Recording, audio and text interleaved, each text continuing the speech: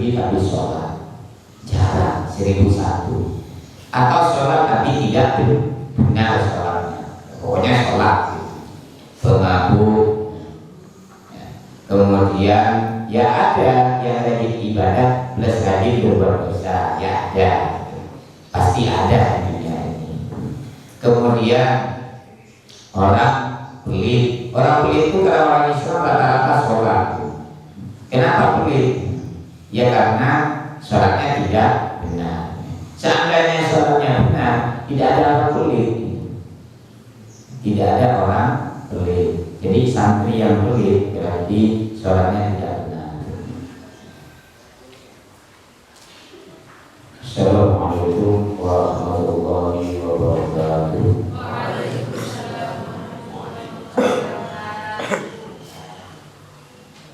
Ila wabarakatuh Mustafa Syekh sallallahu alaihi wasallam. Bismillahirrahmanirrahim. Alhamdulillahirabbil alamin. Wa bihi nasta'inu 'ala al-umuri wal mustaqim. Sayyidina Muhammadin wa ala alihi wasallam. Ila wabarakatuh Mustafa Syekh sallallahu alaihi wasallam. Wa alihi washabihi min ashabil muhajirin khususnya al-rasyidin Abi Bakr wa Umar radhiyallahu anhum ajma'in. Wa ila tabi'in wa man tabi'ahum bi ihsan ila yaumiddin wa ala alihi wa sahbihi wa jami'il muslimin khususnya ila awliya'i Abu Hanifah wa Malik wa sallallahu alaihi wasallam. Wa ila awliya'i syuhran wa yashhadu qadiyani wa radwan wa ila awliya'i Islam Abi Hamid Muhammad ibn Muhammad Rasulullah radhiyallahu anhu. Wa ila awliya'i Muhammad Syekh Al-Imam Al-Fadhil Al-Alama Abi Abdul Muhyi Muhammad Nawawi Al-Ghazali wa ila awliya'i Syekh Al-Alim Al-Fadhil Al-Alama Salim bin Salim bin Shumayr Al-Qurani wa ila awliya'i Imam Abi Fil wa Muslimin. Al-Fatihah. A'udzu billahi minasy syaithanir rajim. Bismillahirrahmanirrahim. Alhamdulillahirabbil alamin. Ar-Rahmanir Rahim. Maliki yaumiddin. Iyyaka na'budu wa iyyaka nasta'in. Ihdinas siratal mustaqim. Siratal ladzina an'amta 'alaihim ghairil maghdubi 'alaihim waladdallin. Amin.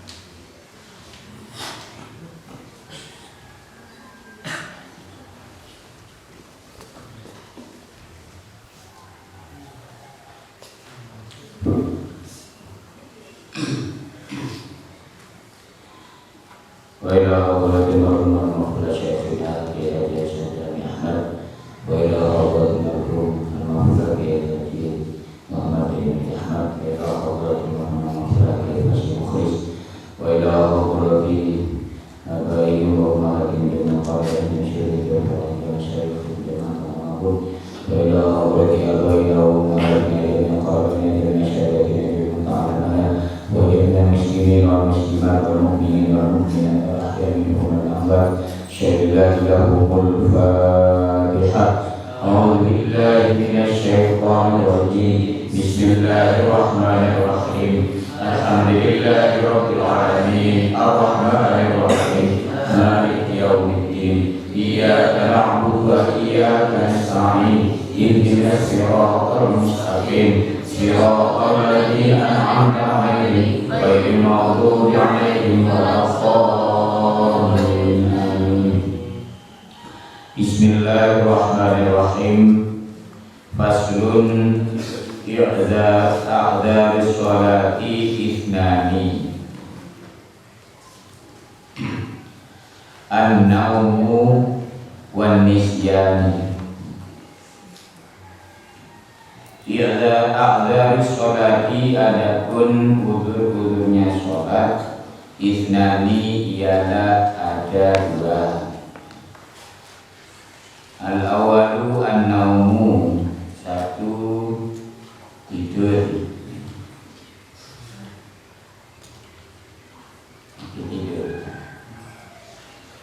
Wan nisyanu, dan yang kedua lupa. Artinya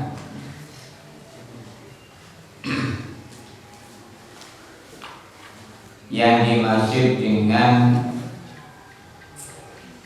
udzur sholat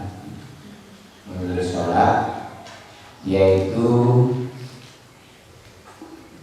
sholat yang ketika tidak dilaksanakan pada waktunya, tetapi orang itu tidak dianggap berdosa. Yang pertama, tapi tetap harus melaksanakan sholat.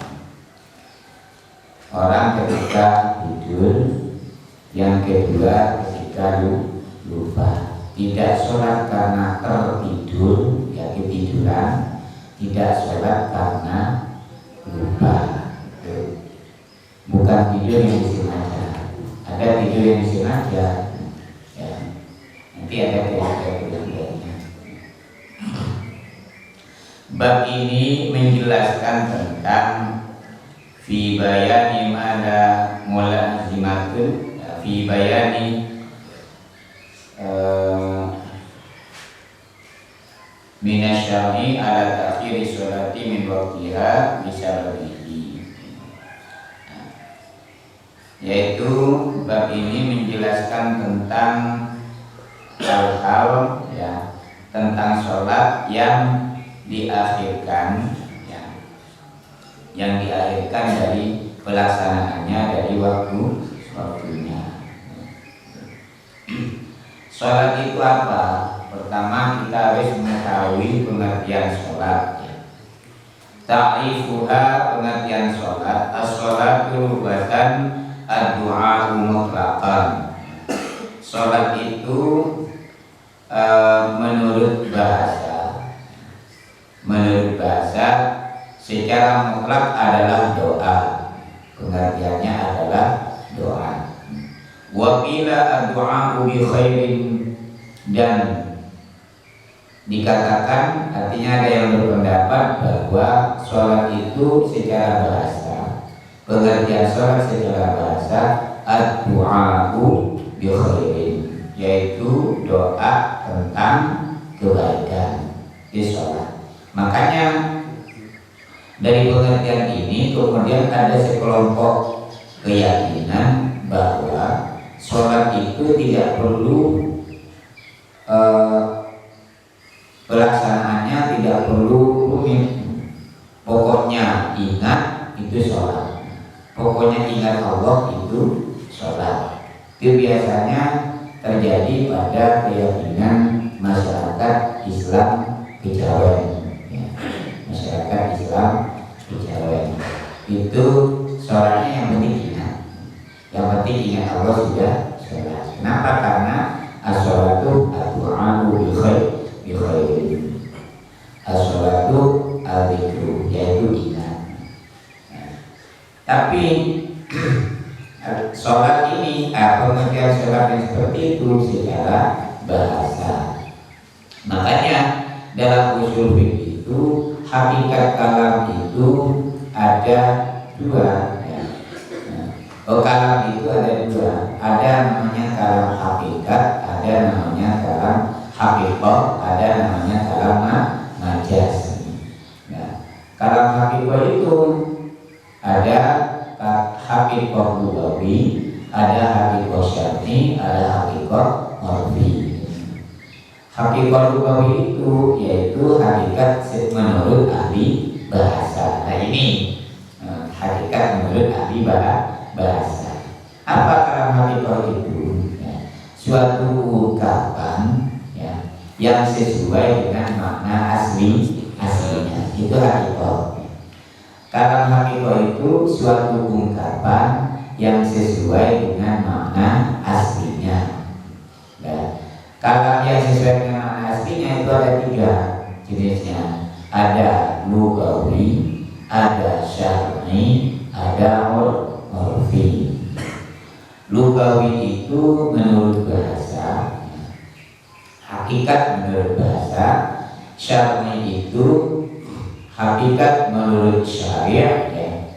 Ungkapan yang sesuai maknanya menurut syariat Al-Quran, Allah maupun Rasulullah, atau Al-Quran atau melalui Al-Quran atau hadis. Kemudian hakikat urfi ya. Hakikat urfi ini ada 2, ada urfil 'am, ada urfil khas.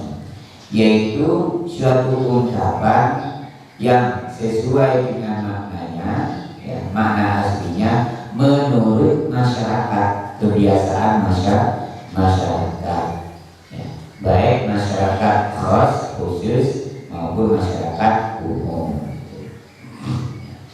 Dan di sini contoh yang masyarakat khas dalam hakikat, umpama ada kata adaba.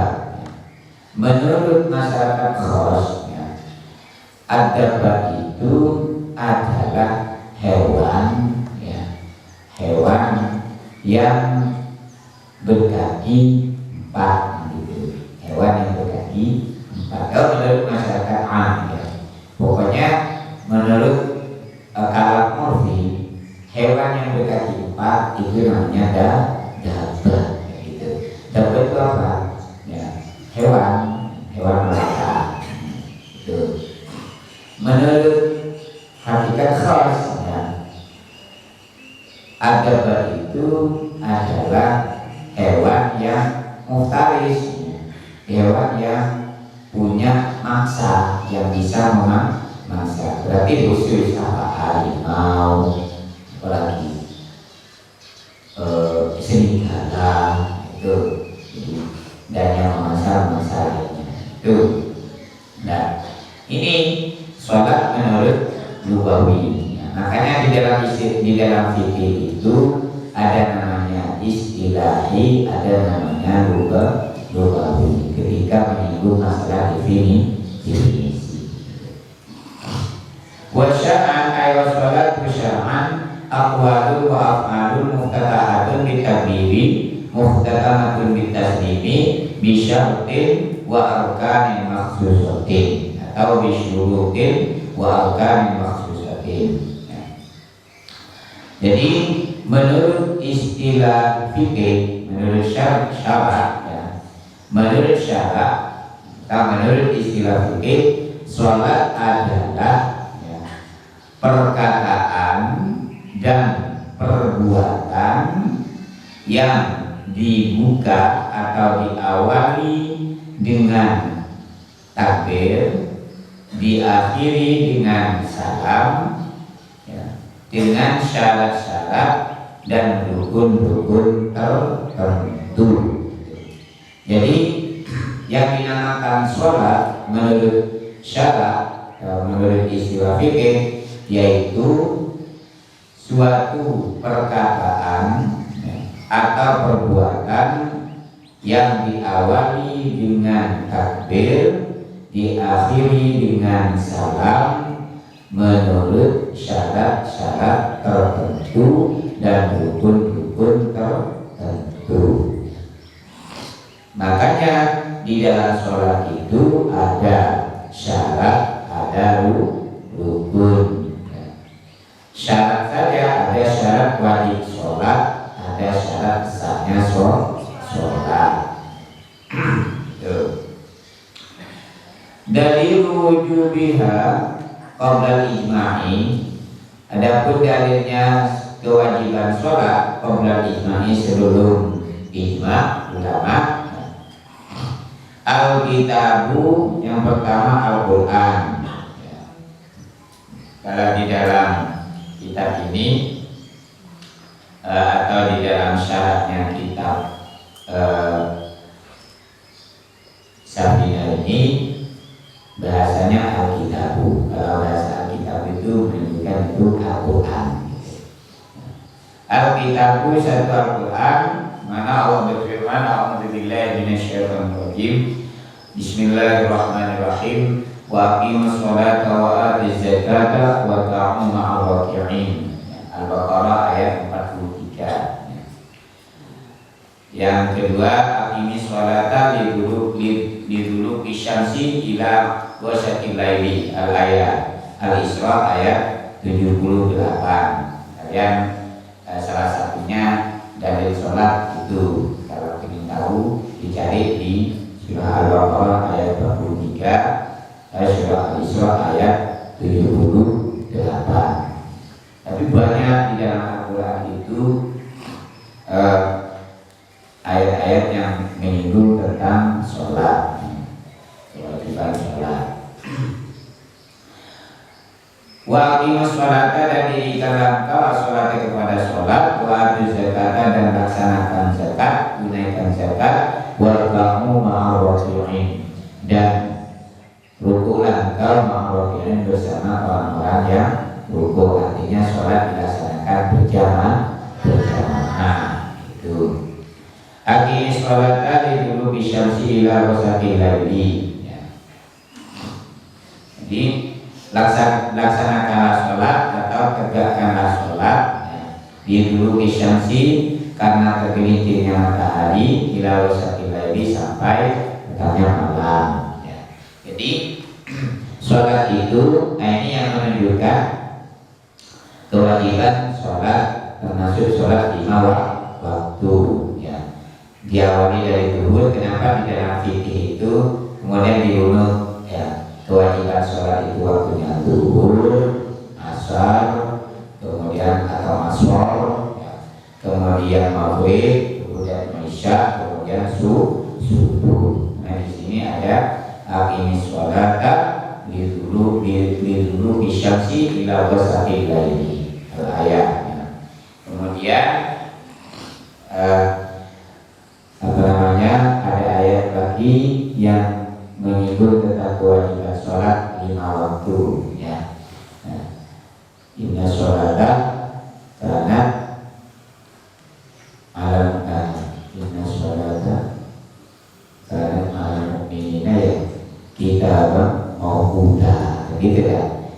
Bahwa sesungguhnya sholat wajib atas seorang mukmin adalah kewajiban yang telah diwaktui. Jadi gak sembrono.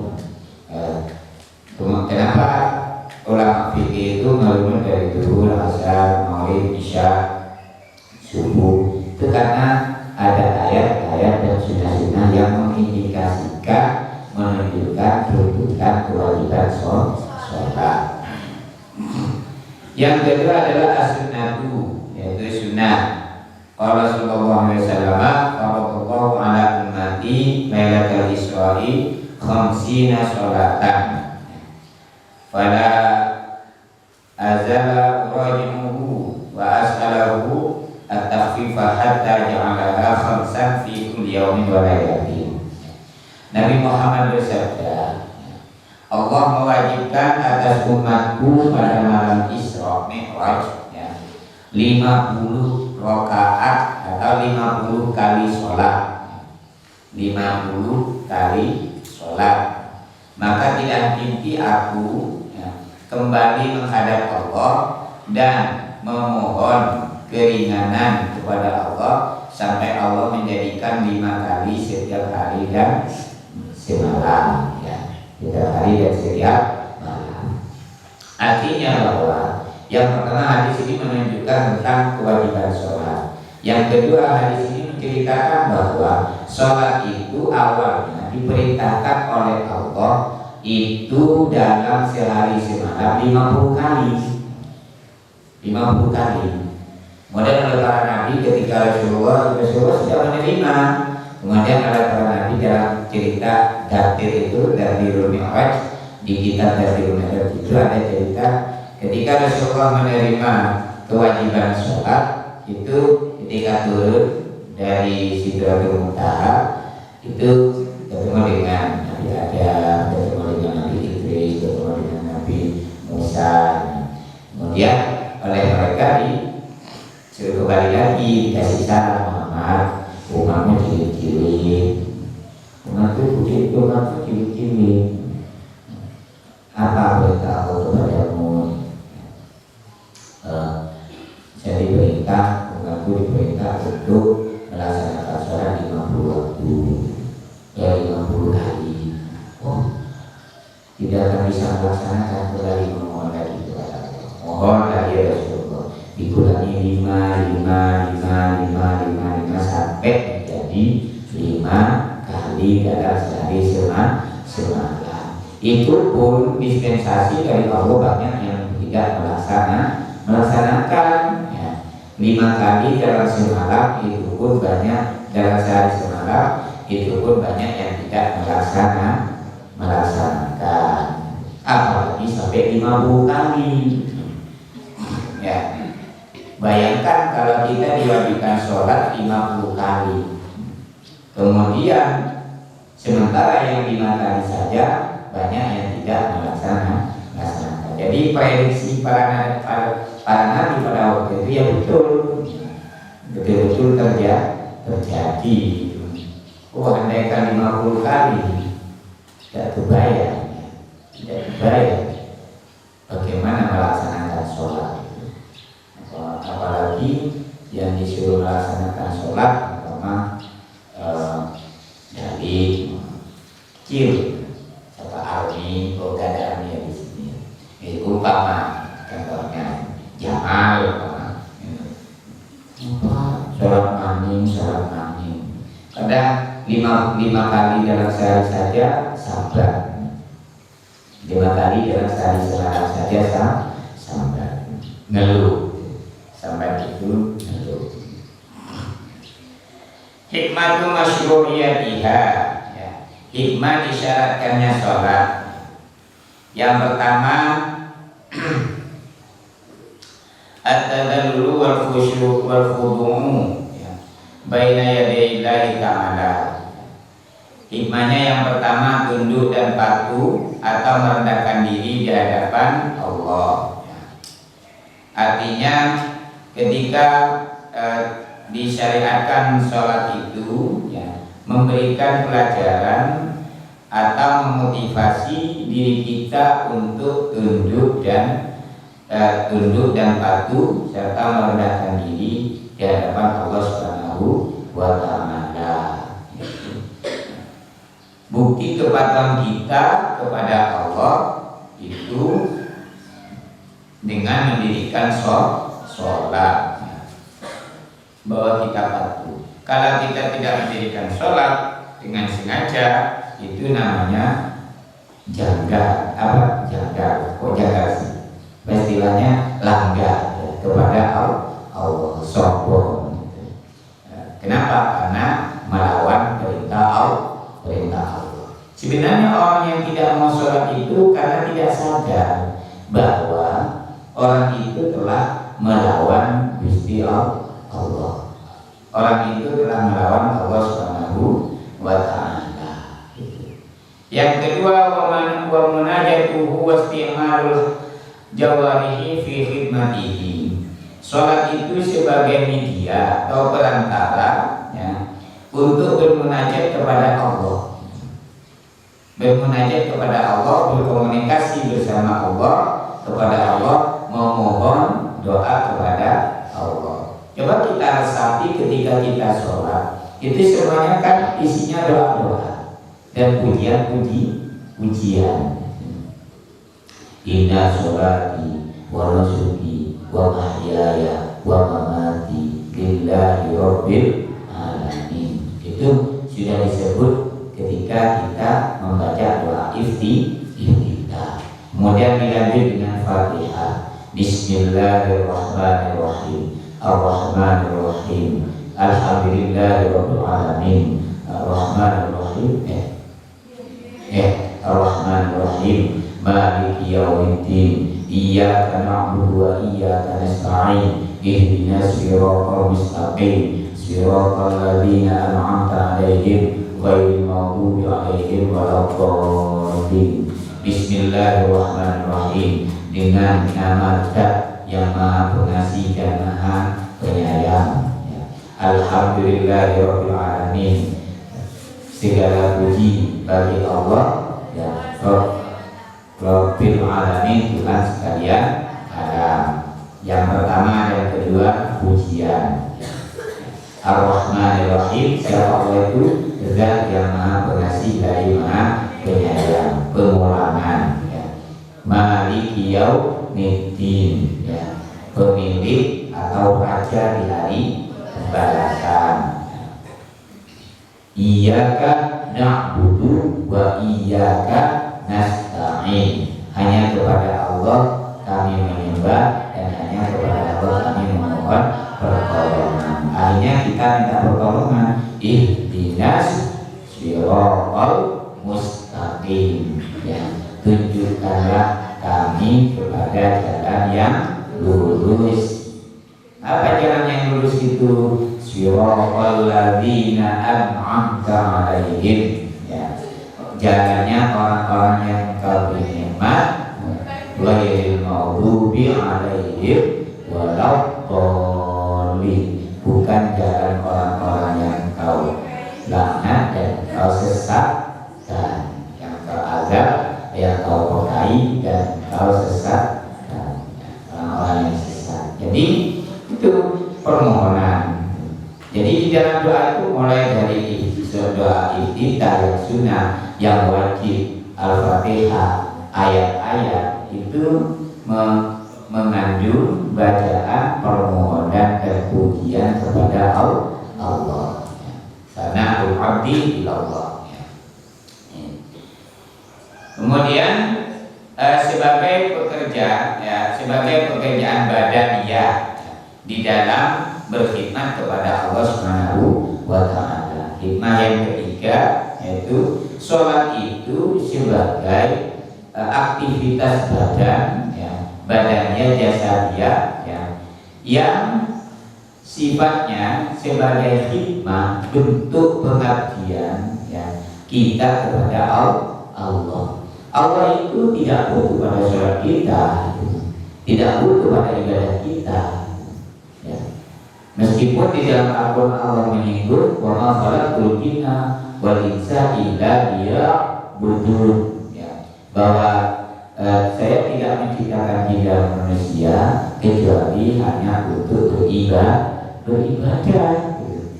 Tetapi ibadah itu bukan kemudian dibutuhkan oleh Allah. Ibadahnya seorang hamba bukan kemudian dibutuhkan oleh istri Allah, nggak butuh.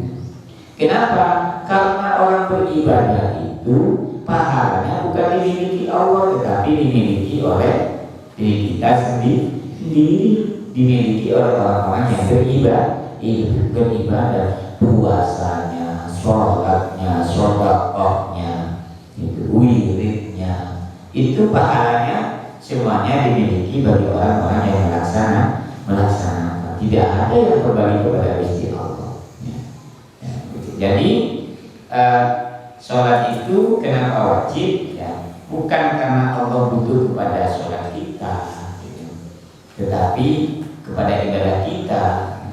Tapi itu sebagai bentuk ya, bentuk ketaatan, kepatuhan, kerendahan diri seorang hamba di hadapan Allah Subhanahu wa ta'ala.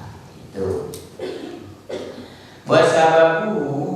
wasababu lil intihai mito wasababun lil intihai minal wuqu'i fi dzunubi. Salat itu untuk sebagai media untuk seseorang tidak terjatuh di dalam kubangan dosa, tidak melakukan hal-hal yang mengakibatkan dosa. Makanya dalam Al-Quran ditegaskan yaitu wa qimis sholata inna sholata tanha 'anil fahsya'i wal munkar. Dan dirikanlah sholat, karena sholat itu dapat mencegah seseorang dari berbuat keji dan berbuat kerusakan. Orang yang sholatnya yang tidak sholat dan orang yang sholatnya tidak benar itu cenderung dan pasti melakukan hal-hal yang menarik orang itu berbuat dosa. Jarang ada orang suka berjudi tapi sholat, jarang, 1001. Atau sholat tapi tidak benar sholatnya, pokoknya sholat pemabuk. Kemudian ya ada yang rajin ibadah plus rajin berbuat dosa, ya ada, pasti ada di dunia ini. Kemudian orang pelit itu kalau orang Islam rata-rata sholat. Kenapa pelit? Ya karena sholatnya tidak benar. Seandainya sholatnya benar, tidak ada orang pelit, tidak ada orang pelit. Jadi santri yang pelit berarti sholatnya tidak benar. Oleh karena itu benarkan sholatnya. Itu. Jadi hikmah dari disyariatkan sholat itu yang pertama sebagai tanda kepatuhan, tunduk, merendahkan diri di hadapan Allah Subhanahu wa Ta'ala. Yang kedua sebagai munajat, media untuk bermunajat memohon kepada Allah Subhanahu wa Ta'ala, berkomunikasi dengan Allah.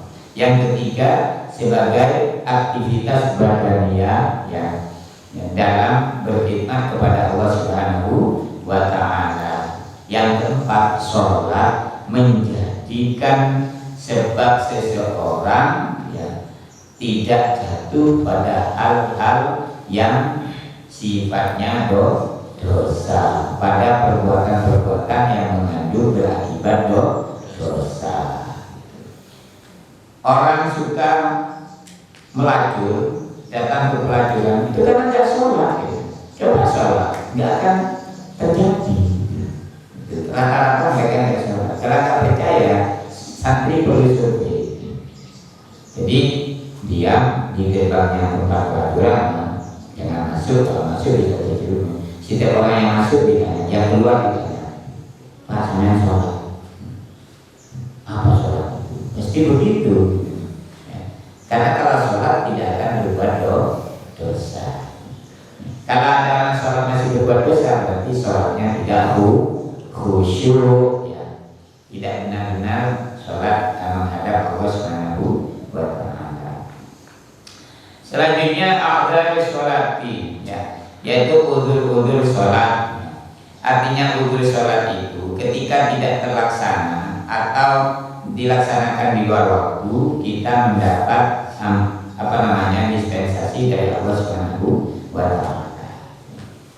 Al-maksudu, ada punya maksud bil udhri bil a'dzar, dengan udzur-udzur al-a'dzar allati la yaqsamu min man akhara sholata an waqtiha bisa bapak ini. Yang dimaksud dengan udzur-udzur sholat itu, ini maksud dengan udzur al-a'dzar allati la yaqsamu man akhara sholata an waqtiha bisa bapak ini ya. Yaitu sholat ya. Yang dimaksud dengan udzur itu halangan-halangan yang tidak dosa ya, mengakhirkan sholat ya, dari waktunya ya. Jadi yang disebut udzur itu ketika sholat dilaksanakan di luar waktunya itu tidak dianggap dosa, itu namanya udzur ya, udzur. Yang pertama an-naumu idza lam yata'adda bihi aw lam yatajawazil hadda bihi ya. Bi anna ma qabla dukhulil waqti mutlaqan. Yang pertama ya, orang yang mengakhirkan sholat tetapi tidak dianggap berdosa ya, sebab tidur ya. Yang pertama mengakhirkan sholat sebab tidur, selama tidak melanggar batasan-batasan tidur. Loh, tidur ada batasannya? Iya. Apa batasan kalau kaitannya dengan sholat dengan gambaran bi anna ma qabla dukhulil waqti mutlaqan, yaitu dengan gambaran seseorang itu tidur sebelum masuk waktu sholat secara mutlak. Artinya secara mutlak bagaimana? Sawa'un a'lamu annahu ya yastayqiru bis sholati idza nama aula idza nama aula yastayqiru laha. Orang itu yang pertama, orang itu baik tahu bahwa sesungguhnya ia bangun ya untuk sholat ketika ia tidur, atau ia tidak tahu kalau bisa bangun atau tidak ketika sholat masuk waktunya. Artinya batasan yang pertama ya, disebutkan mutlak di sini. Baik orang yang tidur itu tahu kalau ketika waktu masuk sholat bisa bangun, atau ia tidak tahu, tidak bisa memastikan kalau ketika waktu sholat bisa bangun dan melaksanakan sholat. Itu yakin, kaitannya dengan keyakinan. Tidur memang bilang duhur, meskipun duduk kurang 5 menit. Duduk kurang 5 menit sudah biasa tidur payulah, tidur sebentar. Nah, ketika tidur kurang 5 menit, dia yakin kalau masih bisa nanti bangun sebelum lepas waktu zuhur ya. Atau ketika masuk waktu zuhur bisa bangun. Maka ketika tertidur kemudian kebablasan sampai masuk waktu asar, orang itu tidak dosa selama tidurnya tidak disengaja untuk meninggalkan waktu sholat itu. Kalau tidurnya tidur dulu ada yang ibu kami ada tidur terlambat, gua asal tidur nah itu dosa. Kenapa? Karena sudah ada niatan tidak mau sholat itu. Tapi kalau kemudian tertidur tapi dia yakin nanti bisa bangun ketika masuk waktu sholat atau ketika waktu sholat belum selesai, belum terlewati ya, itu tidak dosa. Okay. Yang kedua, idza nama qabla dukhulil waqti fa fatat sholatu fala ithma alaihi wa in alima annahu yastaghriqul waqta walau jum'atan ala sahihi wala yalzamuhul qada'u fawran. Yang kedua kriterianya, apabila seseorang tidur sebelum masuk waktu sholat, kemudian ia meninggalkan sholat itu waktu sholat, maka dia tidak berdosa sekalipun dia tahu bahwa ia menghabiskan waktu sholat, walaupun sholat itu sholat Jumat. Artinya sebelum masuk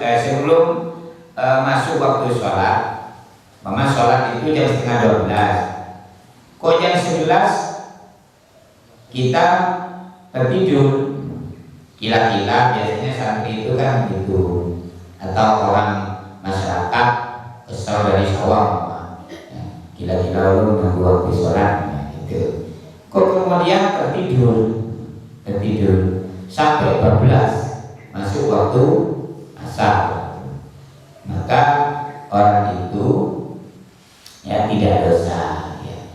Meskipun dia tahu kalau tidur bisa menghabiskan waktu sholat, bisa melewatkan waktu sholat gitu. Tapi ketiduran, maka itu tidak dosa. Tapi kemudian meskipun di sini dicontohkan umpama walau Jumatan, meskipun sholat Jumat, jangan dijadikan alasan ya dosa gitu. Karena sengaja tidak mau sengaja meninggalkan sholat Jumat itu dosa. Ya. Dalil dari sholati li naumin, ya. Dalil sholat udur bagi orang yang tidur karena tidur. Qauluhu sallallahu alaihi wasallam, laisa fin naumi tafritun, ya. Inna tafritu ala man lam yusalli sholata hatta yadkhula waqtal ukhra. Rawahu Muslim. Rasulullah bersabda, yang pertama dalilnya sabda Rasulullah SAW, tidur itu bukan suatu kelalaian. Kelalaian itu hanya terjadi pada orang yang tidak sholat sampai masuk waktu sholat yang lain. Seperti umpama Allahu Akbar, santri main domino, saking panasnya hatinya karena biasanya dikandori jepitan macam-macam dibudak gitu. Hanya kalau Yesus saya sholat belum sampai masuk waktu asar itu dosa. Karena itu lalai. Orang bekerja di sawah, di pasar, di rumah, sampai lupa sholat, itu juga dosa. Tetapi kalau tertidur itu tidak dosa, selama tidurnya tidak sengaja untuk meninggalkan sholat. Kemudian qad akraba sahabati, hadis yang lain di Nabi sallallahu alaihi wasallam waqala lahu, ya Rasulullah, ya, inna ahlu baitin la nastayqizu hatta tamassa, ya, hatta tamassa syamsu zuhurana fa'amarahu ayusalliha idza istayqadha wa la tajibu alaihi fawiyatul qadhi. Jadi ada seorang sahabat, ya, sebagian sahabat datang kepada Rasulullah. Para sahabat itu matur, wahai Rasulullah, saya ini ada di rumah. Ahli bait itu artinya tidak bekerja. Kemudian tertidur, Inna ahlu baitin, artinya saya tidur di rumah. La nastayqiza, kemudian saya tidak bangun. Hatta tamassa syamsu zuhurana, sehingga matahari menyinari atau menyentuh punggung saya. Artinya dia tidur semalaman sampai siang, tidur semalaman sampai jam 7 pagi. Itu apa jawabannya Rasulullah? Fa'amaruhu ayyusalliha idza istayqadha. Kemudian Rasulullah merintahkan, sholatlah engkau ketika kamu itu bangun. Artinya kalau ada seseorang terlambat atau terketiduran dari malam sampai siang, ya, maka sholat subuhnya itu langsung dilaksanakan ketika dia bangun, tapi betul-betul tidak bangun selama itu. Kecuali begini, sudah bangun tapi tidur lagi, maka wajib qadha, ya. Tetapi kalau memang asih ketiduran, ya, maka sholat subuhnya langsung dilaksanakan ketika dia bangun. Ambil wudhu, bersuci, kemudian langsung sholat subuh. Itu namanya kebablas. Nama katanya musik kebablas. Ya.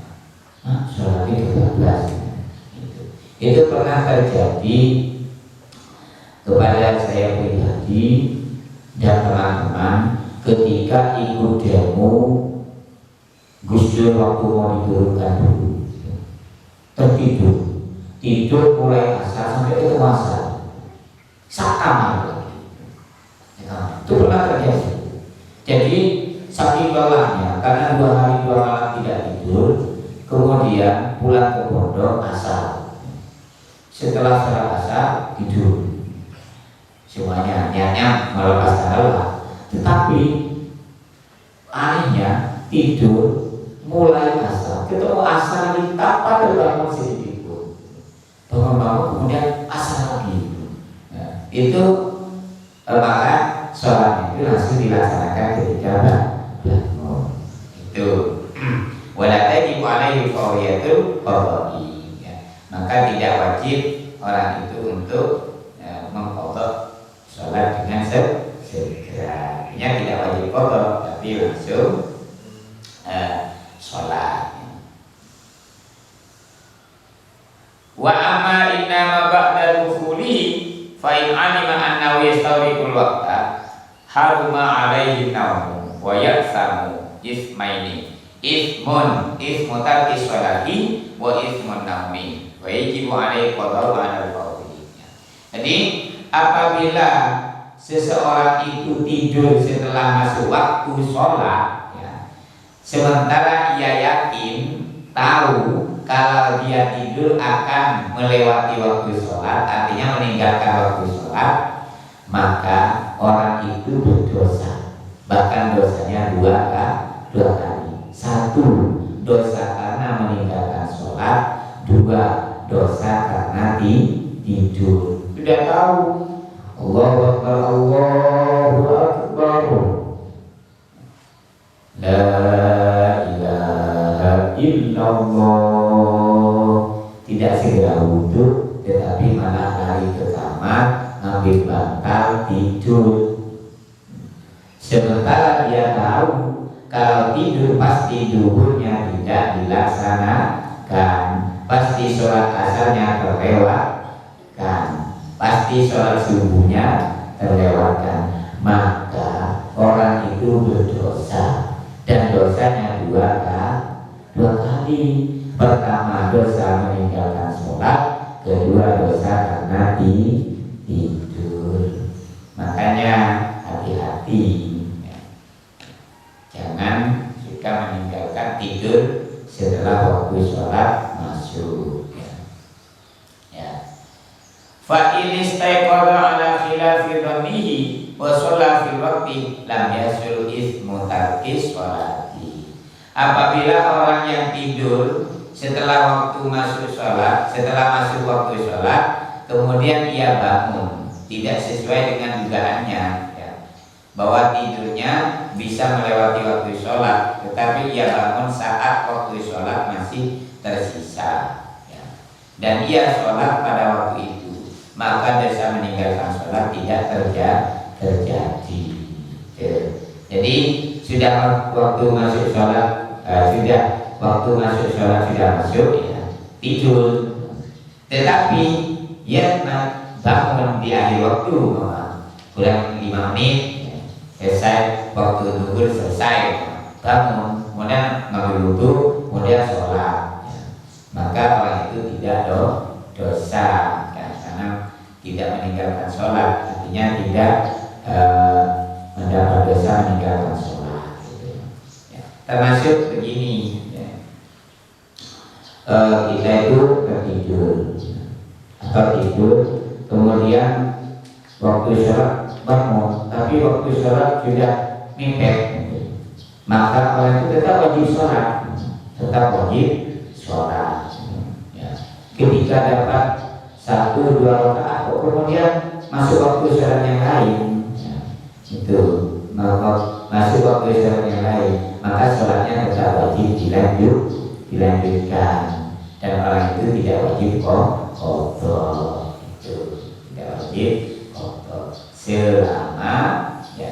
selama perbuatannya itu tidak disengaja.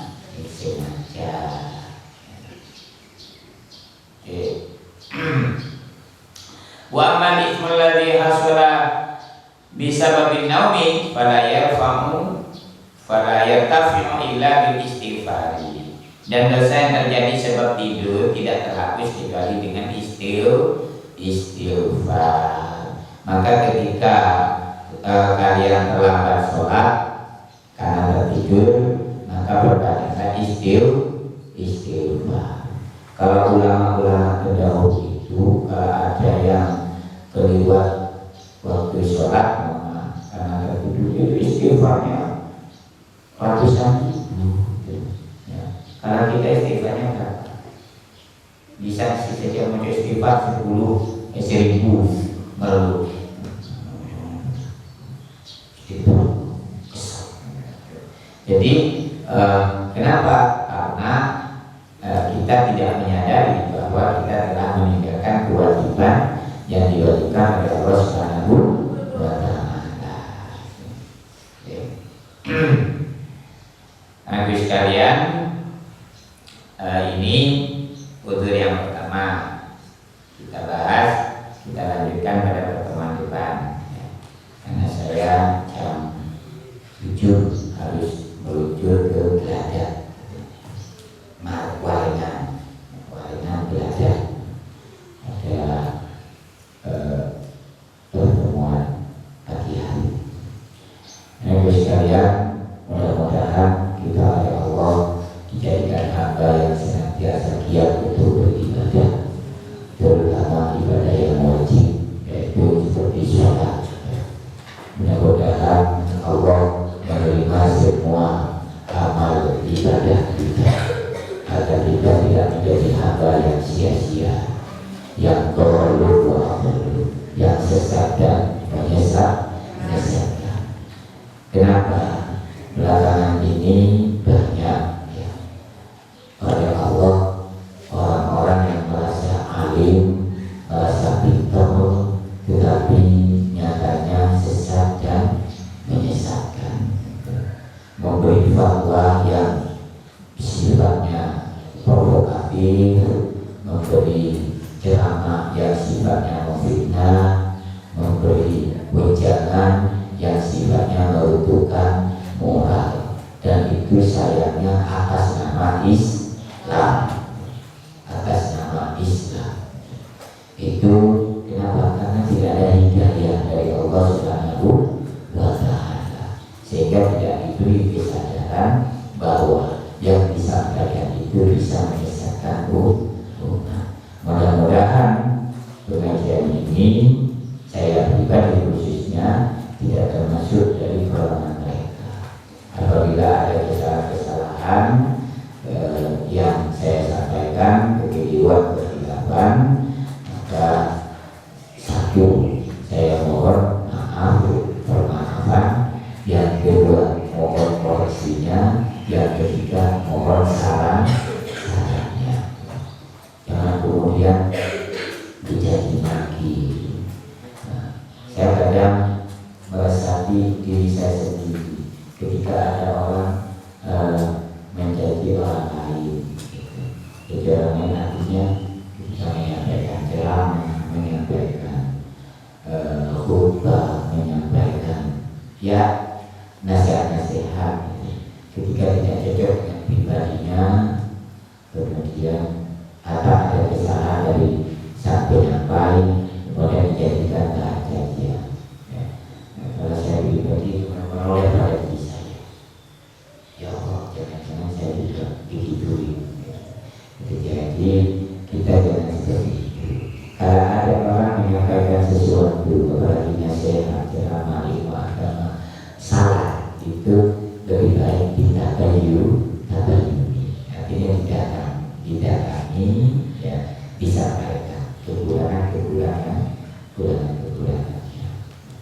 Saya sangat bangga, bahagia, berterima kasih kepada almarhum anak murid. Itu beliau sering menerima saya, menyampaikan, memberikan nasihat, mengingatkan, seketika tidak terbayangkan. Memang ahli silaturahmi. Mudah-mudahan beliau Allah dijadikan ahli surga. Sangat membantu pada saya, terutama pada kepribadian saya. Beliau itu sangat membantu. Tanpa ada orang tahu, beliau itu kalau ke rumah saya sering, termasuk sering ke rumah saya untuk menyampaikan nasihat, untuk menanyakan sesuatu itu pada saya. Nah,